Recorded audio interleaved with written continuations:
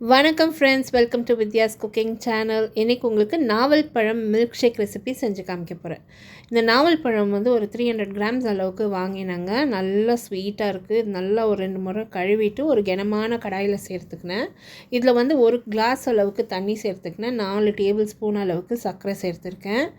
இந்த நாவல் பழத்தை மிதமான தீயில் வச்சு நல்லா கொதிக்க விட்டோம்னா இந்த நாவல் பழம் வெந்துடும். அந்த சர்க்கரைலாம் நல்லா கரைஞ்சி வரணும். ஸோ நல்லா கரைஞ்சதும் இந்த நாவல் பழத்தை அடுப்புலேருந்து இறக்கி நல்லா ஆற விட்டுடலாம். இந்த மாதிரி செஞ்சோம்னா எடுத்து ஃப்ரிட்ஜில் வச்சுக்கலாம். ஒரு 2 to 3 வீக்ஸ் இந்த நாவல் பழம் நீங்கள் ஃப்ரிட்ஜில் பாக்ஸில் போட்டு வச்சுக்கலாம். நிறைய ரெசிபீஸில் யூஸ் பண்ணலாம்.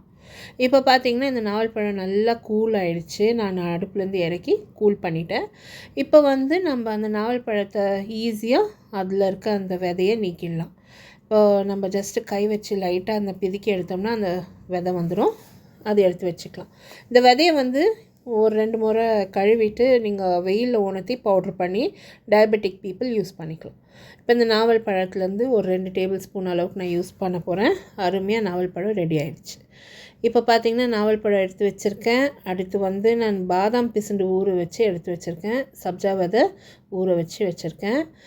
சில் பண்ணி பால் எடுத்திருக்கேன். ஒரு ஸ்பூன் அளவுக்கு சர்க்கரை. ஏன்னா நாவல் பழத்தில் தோற்பு கொஞ்சம் அதிகமாக இருக்கும்.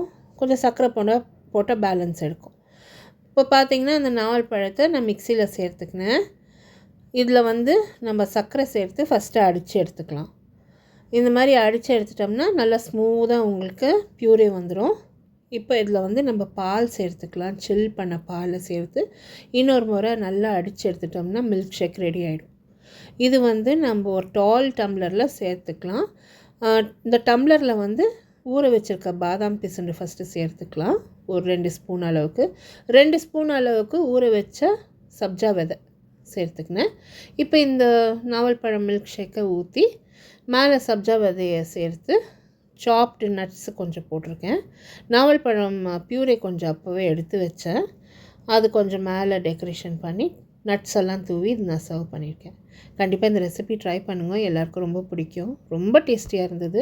இந்த ரெசிபி ட்ரை பண்ணிவிட்டு உங்களுக்கு பிடிச்சிருந்தா மறக்காமல் கமெண்ட் பண்ணுங்கள். என்னோடய சேனல் சப்ஸ்கிரைப் பண்ணுங்கள், லைக் பண்ணுங்கள். அடுத்த வீடியோவில் சந்திக்கிறேன். தேங்க்ஸ் ஃபார் வாட்சிங்.